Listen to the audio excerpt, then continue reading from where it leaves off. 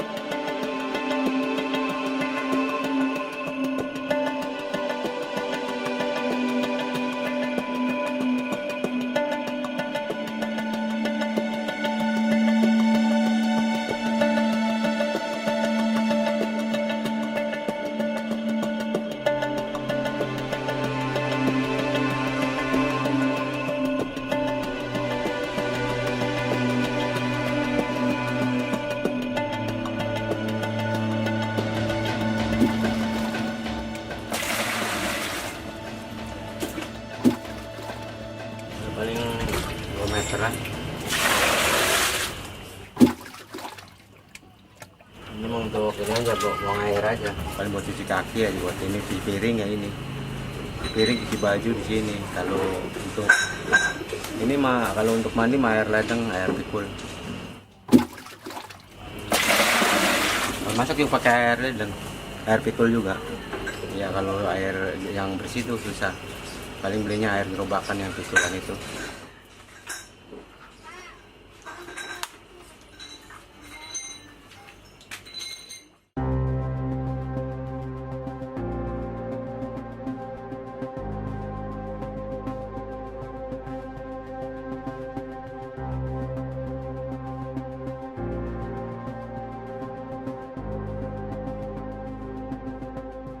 Kalau letaknya kampung ini memang di sisi pantai ya, sisi laut lah. Di sisi laut itu air bersih itu susah. Karena waktu dulu ceritanya, ya bukannya waktu dulu, waktu tahun 2001 pun masih di sini kami depannya empang semua. Nah di belakang rumah kami ini laut, tadinya ombaknya laut ini.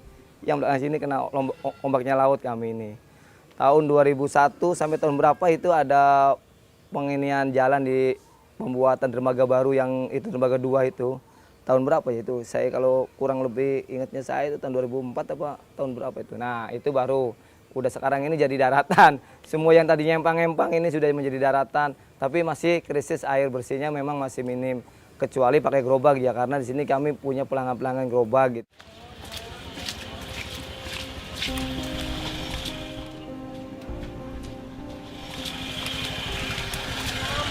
Tahu di sana cucu.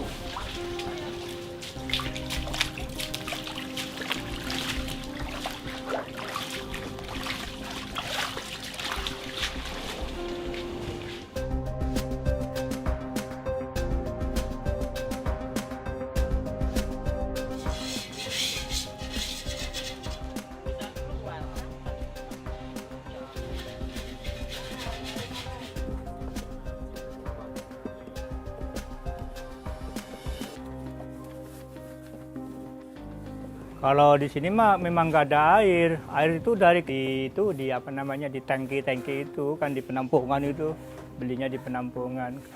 Kalau nggak beli di jerigenan begini, kalau air di sini mah susah. Airnya juga ini kualitasnya terlalu jelek.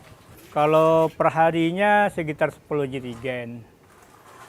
Kalau sebulan kira-kira itu kalau seharinya 5 pikul kali 5 udah 25 ketahuan kan.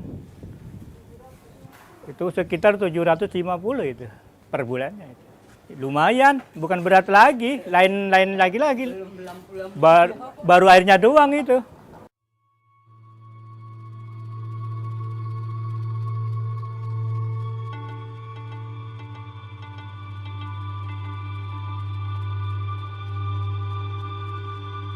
Ini laut dulunya, sampai ke belakang ini laut. Sampai ke sini, sekarang udah pemukiman, sudah maju, udah kalau bagi kami gitu, bagi R10 mungkin sudah maju. Nah ini sumurnya. Yang ada ini sumurnya yang dipakai kalau setiap pagi dan sore digunakan oleh warga kami. Kalau nggak salah tahun 2004 itu, ya tahun 2004 sudah ada ini sumur ini, tahun 2004. Digunakan sama warga kami setiap hari pagi, sore. Kalau pagi itu buat nyuci piring, nyuci piring, nyuci baju. Kalau sore paling nyuci piring aja ini airnya. Ya, karena mau bagaimana lagi sebagai kami pemukiman di pesisir gitu. Kekurangan air bersih, bukannya kekurangan, memang ya minim air bersih, ya inilah airnya. Nah, ini airnya di sini. Nah, ini airnya kami isi, kami buatin di pot lakuan nih airnya. Sebentar. Nah, ini airnya. Ini hasilnya airnya ya ini buat nyuci baju, buat nyuci piring sehari-hari ini. Kalau buat masak mereka beli di air yang pikulan itu, air yang gerobagan. Yang satu pikulnya itu 4.000 sampai 5.000 mereka itu. Nah, kalau air ini kan nggak mungkin lah, karena ini paling buat nyuci piring, nyuci baju aja buat ini. Jadi mengurangi ininya kami gitu, mengurangi beban.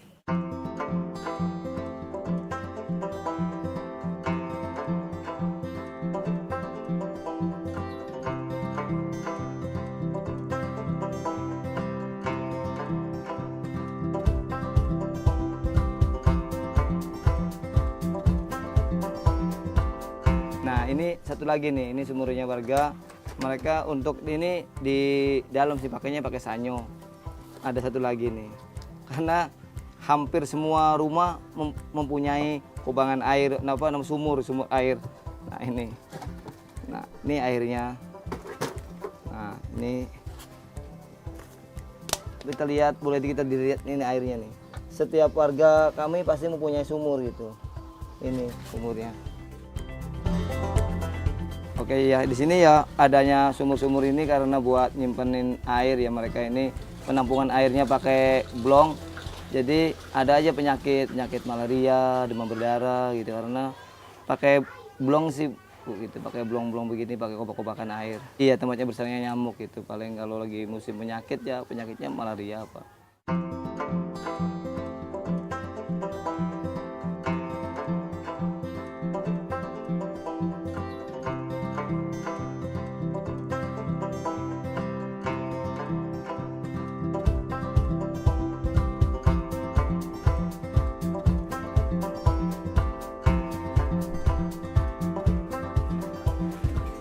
Memakai ya di sini makan airnya kan susah, jadinya ngambil air sumur. Lumayan air sumur juga bisa buat cuci piring, buat bebenah. Iya, buat apa aja sih lumayan. Air sumur juga, tapi kan airnya bening, bisa dipakai apa-apa.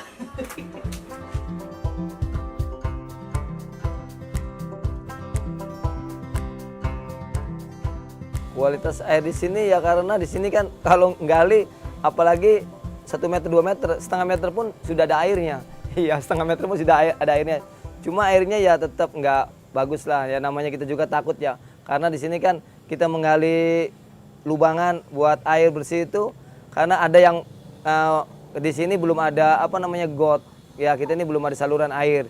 Jadi mereka yang ada yang buang ya untuk bikin MCK-nya di situ. Jadi menggali air ini paling 2 meter 3 meter tetap airnya itu kurang bersih sih. Jadi karena mereka ini warga kami ya terpaksa untuk mengurangi biaya beban kehidupan sehari-hari, ya mereka terpaksa nyuci piringnya ya pakai itulah, nyuci piring, nyuci baju pakai yang air sumur itu, Mbak.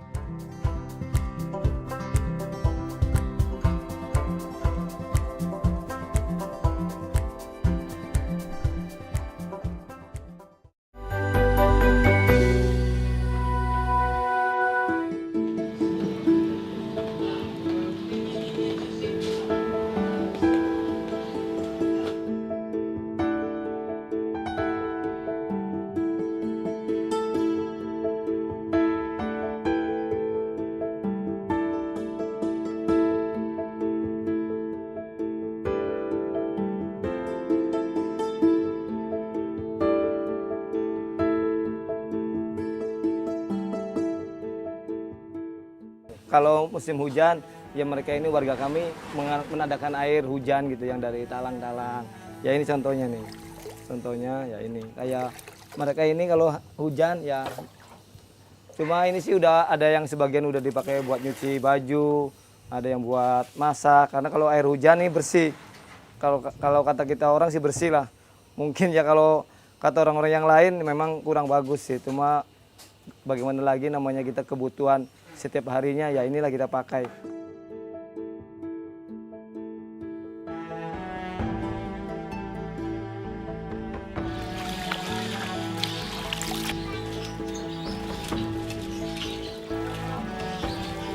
Ini pakai air hujan. Soalnya sini air susah, harus serba beli. Ini aja ngirit-ngirit pakai air hujan. Sengaja setiap hujan saya tampung.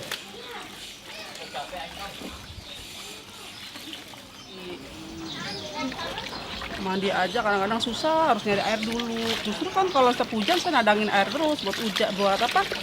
Buat mandi, nyuci piring, nyuci baju. Kalau kemarau ya mau nggak mau, kadang-kadang air sumur. Air sumur kalau lagi bagus, karena airnya hitam bau. Asin. Kan dekat dari laut ya, jadi rasanya asin. Di baju juga kadang-kadang ya kurang bersih, agak-agak bau-bau juga gitu. Makanya kenapa saya suka nadangin air hujan itu, ya untuk ini bilas baju, piring, mandi. Ini aja gara-gara mandi air hujan badan saya sakit. Ya.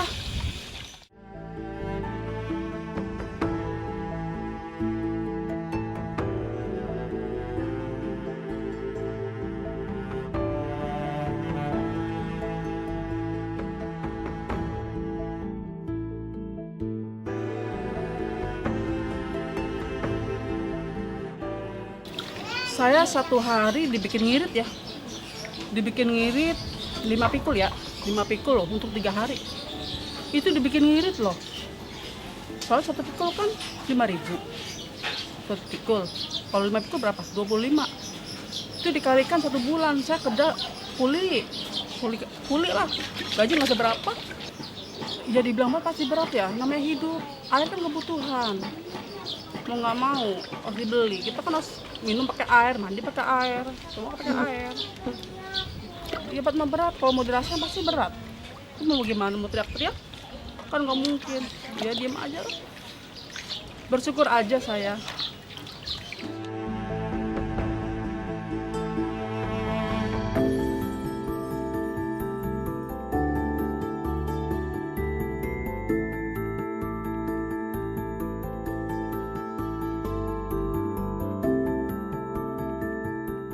Air bersih ini memang dari awalnya kami ke sini air bersih itu susah ya, bukannya ya susah gitu. Kita ini orang miskin dipaksakan jadi orang kaya gitu. Masalah air ini karena yang satu pikul itu 5.000 sampai 4.000. Kalau jauh 5.000 ya, kalau dekat itu ya 4.000, yang gerobaknya dekat itu 4.000. Kalau misal musim kayak sekarang ini musim hujan, jadi kita menadai gitu, pakai blong apa pakai bak dari yang apa namanya yang di asbes itu.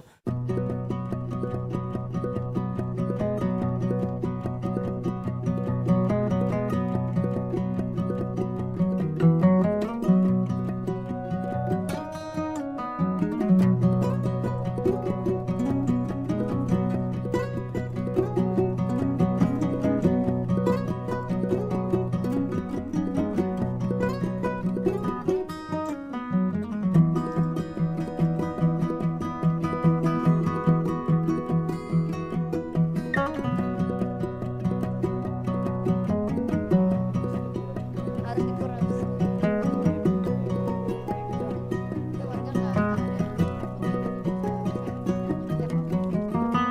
Kami juga sangat berterima kasih banyak ke pihak kampus Universitas UI itu. Kami juga sangat-sangat berterima kasih karena kami dikasih bantuan dari UI, dari mahasiswa, terutama dari Mbak Mira. Karena mereka lah yang membantu di wilayah kami ini, di wilayah RW 22 di RT 10 mengadakan air tandon hujan gitu. Itu gede banget, 8.000 ton. Di sana kami pasang di musola. Kan di sana itu jadi kita enak gitu. Kalau warga yang mana yang mau memerlukan air, tinggal buka kerannya saja. Karena ada pembangunan gitu, jadi tempatnya berantakan gitu kan. Jadi iya, kita ini di sini ada apa namanya? Ada air tandon, air tandon hujan ini dari Mbak Mira ini, kami juga sangat berterima kasih sama Mbak Mira karena tercukupnya apa namanya? Terkasihnya istilahnya air tandon hujan ini bisa untuk mencukupi warga-warga kami yang di wilayah RT 10 RW 22. Saya salah satu mahasiswa di Universitas Indonesia program studi ilmu lingkungan, dan saya tesisnya mengenai tentang sistem pemanen air hujan di wilayah pesisir Jakarta, khususnya di permukiman Layan Angke di Jakarta Utara. Saya memilih Muara Angke itu pertama memang di Muara Angke itu sendiri tidak ada sambungan perpipaan air pump untuk mengaliri air bersih ke warga sekitar. Lalu yang kedua, mayoritas warganya itu cenderung memakai sumur dangkal yang sudah terintrusi air laut dan sumur dalam yang notabene-nya sangat tidak aman bagi lingkungan. Hal itu sangat mempengaruhi penurunan muka tanah di Jakarta. Jadi Muara Angke itu justru salah satu penyumbang, daerah penyumbang untuk terjadinya penurunan muka tanah di Jakarta. Ada yang membedakan antara sumur dangkal dengan sumur dalam. Sumur dangkal itu hanya sampai batasannya itu 30 meter. 30 meter itu sebenarnya tidak masalah kalau misalnya warga berkenan untuk mengambil air sampai 30 meter dalamnya. Namun apabila lebih dari 30 meter sampai 100 meter ke dalam tanah, itu sangat berkontribusi penurunan muka tanah. Kalau di sini permasalahannya memang mengebor sumur dangkal itu justru malah terintrusi air laut, jadi airnya malah jadi kotor gitu. Makanya mereka cenderung ya udah kalau misalnya ada pilihan mengebor sumur dalam, mendingan sumur dalam saja, dan itu sangat berbahaya sekali gitu.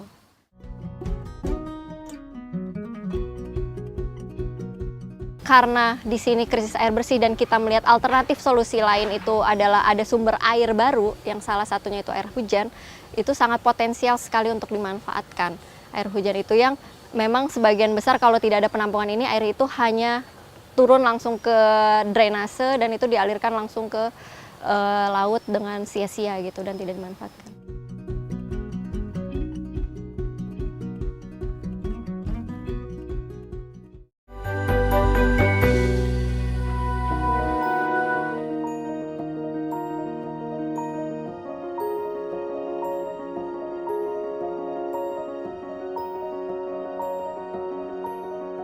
Ini memang minim sih air bersihnya gitu.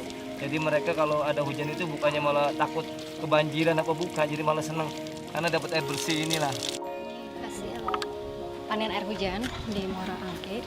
Sebenarnya milih di musola itu perjalanannya cukup panjang, dari forum grup diskusi yang telah kita laksanakan dengan mengundang Pak Muhadi juga dulu, terus Pak RW, Pak Lurah. Kami semua menyetujui bahwa dan bersepakat tempat untuk ditaruhnya penyimpanan air hujan ini di fasilitas umum, dan yang memiliki lahan serta memiliki akses ini khususnya di musola RT 10. Jadi kenapa alasannya di musola atau fasilitas umum? Biar tidak terjadi kecemburuan sosial yang pertama, lalu yang kedua agar dapat dirawat bersama-sama oleh warga.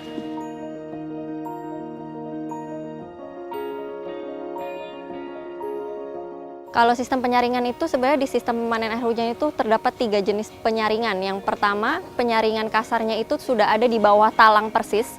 Talang persisnya itu sudah ada dilengkapi dengan saringan kasar. Lalu yang kedua itu ada pipa pembuangan pertama. Pipa pembuangan pertama itu bekerja sebagai filter kedua. Lalu yang ketiga terdapat filter di dalam tangki, yaitu berupa kapas dakron, dan ini harus disesuaikan dengan kondisi kualitas air hujan sebelum masuk ke dalam tangki, dan tentu saja di masing-masing daerah ini sangat berbeda kondisinya. Untuk kualitasnya ini setelah musim hujan saya ambil dan sudah tertampung di tangki penyimpanan itu sendiri, saya cek di lab, kualitasnya sangat baik dan sangat memenuhi baku mutu standar air bersih, sehingga airnya ini sangat layak untuk digunakan untuk keperluan air bersih, yaitu seperti mandi, berwudu, untuk cuci piring, bersih-bersih rumah, seperti itu. Dari 8 parameter yang dicek itu seperti pH, kesadahan, kekeruhan, semuanya memenuhi baku mutu. Jadi baku mutu standar air bersih dan hanya untuk digunakan sebagai air bersih dan tidak untuk sebagai air minum.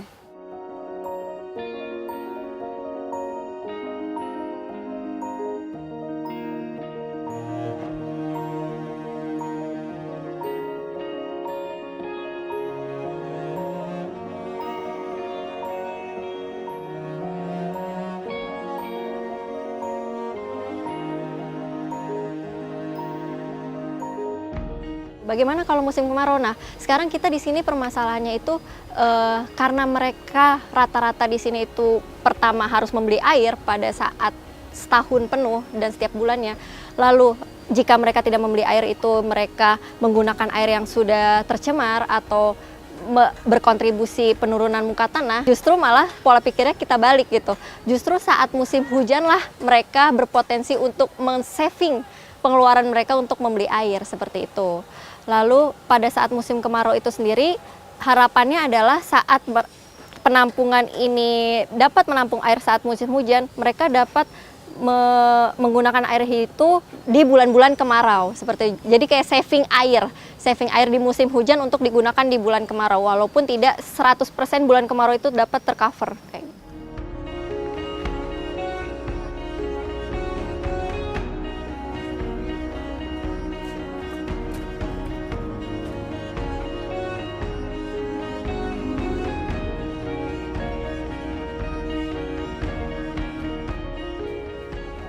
Air hujan buat mandi sama buat nyuci, kualitasnya ya bersih lah, orang air dari alam.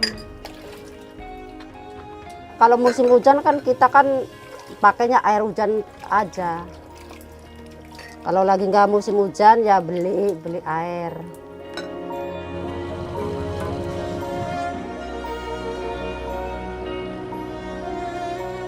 Dengan adanya prototipe ini kan seperti prototipe ya, bisa mendorong warga berinisiatif untuk memanen air hujan untuk memenuhi kebutuhan mereka sehari-hari.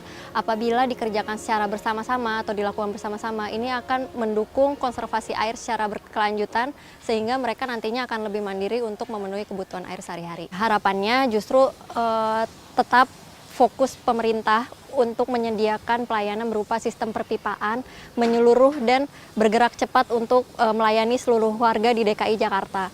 Karena semakin cepat mereka melayani dengan perpipaan, semakin jarang mereka untuk mengebor air tanah dalam, khususnya di pesisir ini.